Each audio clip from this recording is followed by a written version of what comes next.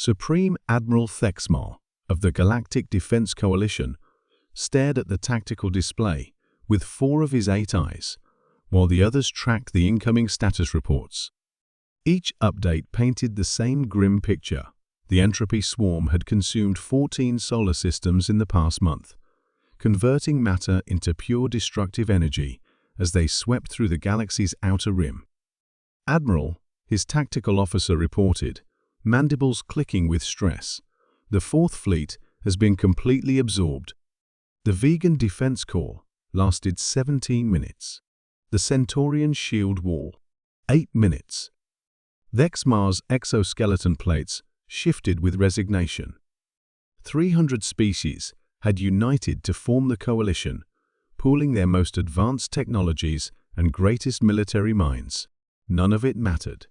The entropy swarm wasn't just destroying civilizations, it was erasing the very concept of order from space-time itself. Response from the Earth Confederation, he asked, though he already knew the answer. Negative, sir. Earth's military forces were decimated in the Beta Centauri engagement. They have nothing left to send. The irony was bitter.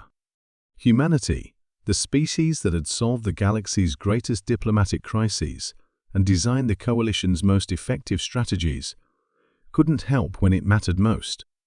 Their fleets were destroyed, their colonies evacuated, their homeworld preparing for a siege that would likely be their last stand.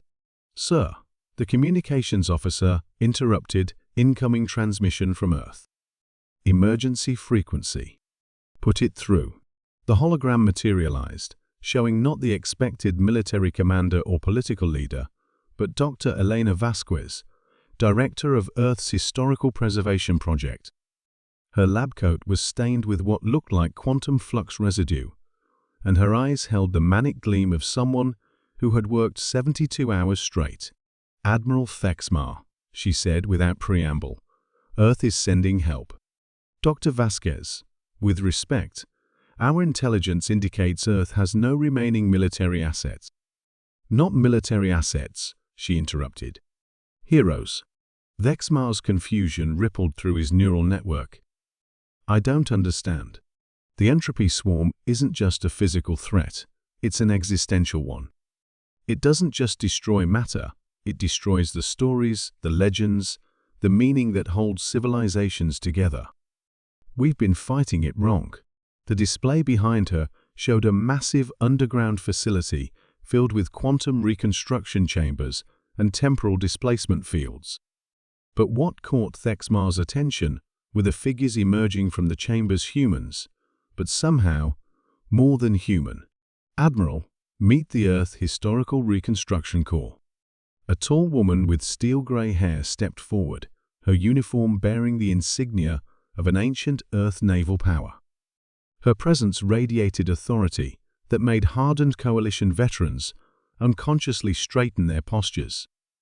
Admiral Grace Hopper, she introduced herself crisply.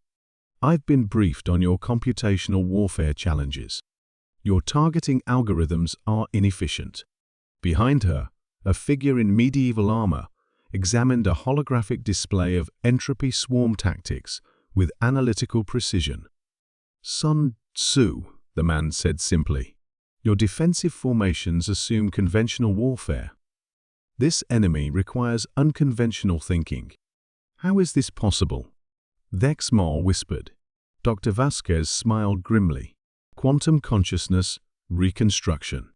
We've spent 50 years mapping the neural patterns of history's greatest strategic minds, preserved in everything from written records to quantum archaeological digs.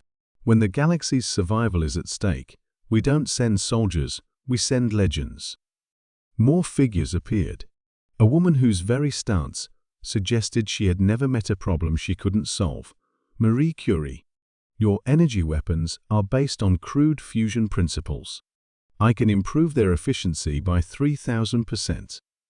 A man with the bearing of someone accustomed to impossible odds, Ernest Shackleton. I specialize in survival against impossible circumstances. But they're human, Thexmar protested. Their biology, their lifespans. Enhanced, Dr. Vasquez replied. Quantum-enhanced cognition, accelerated processing speeds, perfect tactical memory. They're still themselves, but optimized for the reality of cosmic-scale warfare. The tactical display, updated with new information as the heroes' analysis computers integrated their strategies. Admiral Hopper's fingers danced over interfaces she had never seen before, but somehow understood perfectly. Sun Tzu studied enemy movement patterns that defied conventional physics, yet followed principles of conflict he had mapped millennia ago. The swarm's weakness, Sun Tzu announced, is its strength. It consumes meaning, but meaning can be weaponized. Elaborate, Thexmeyer commanded. Marie Curie stepped forward, her enhanced mind already running calculations. The entropy swarm feeds on the collapse of ordered information, but we can create information that becomes more ordered when it's consumed a recursive feedback loop that will turn their own hunger against them. Impossible, the coalition's chief scientist interjected. That violates the second law of thermodynamics. Curie's smile was sharp.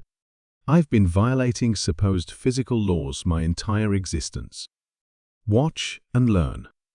Within hours, the reconstructed heroes had developed what they called the narrative weapon devices that projected stories, legends, and meaning itself into the void. As the entropy swarm approached the coalition's last line of defense, these impossible weapons fired not energy or matter, but pure human determination. The effect was immediate and devastating. The swarm, designed to consume chaos and dissolution, found itself unable to process the concentrated essence of heroism. Stories of humans who had faced impossible odds and won, legends of sacrifices made for the greater good, the accumulated courage of Earth's greatest figures, all of it formed a wall of meaning that the entropy swarm couldn't breach. They're retreating, Thexmeyer reported in wonder. Not retreating, Sun Tzu corrected. Converting. The weapon doesn't destroy them, it teaches them. They're learning what it means to choose creation over destruction. As the crisis passed and the galaxy began to rebuild, Thexmeyer found himself studying humanity with new understanding. Other species had contributed technology, resources, military might. But only Earth had thought to send the one thing that could truly matter in a war against meaninglessness itself. They had sent their stories made manifest. They had sent hope, wearing the faces of legends. And in doing so, they had reminded the galaxy that sometimes the greatest power wasn't in advanced weapons or superior numbers, but in the simple, impossible act of refusing to surrender the belief that heroes were real.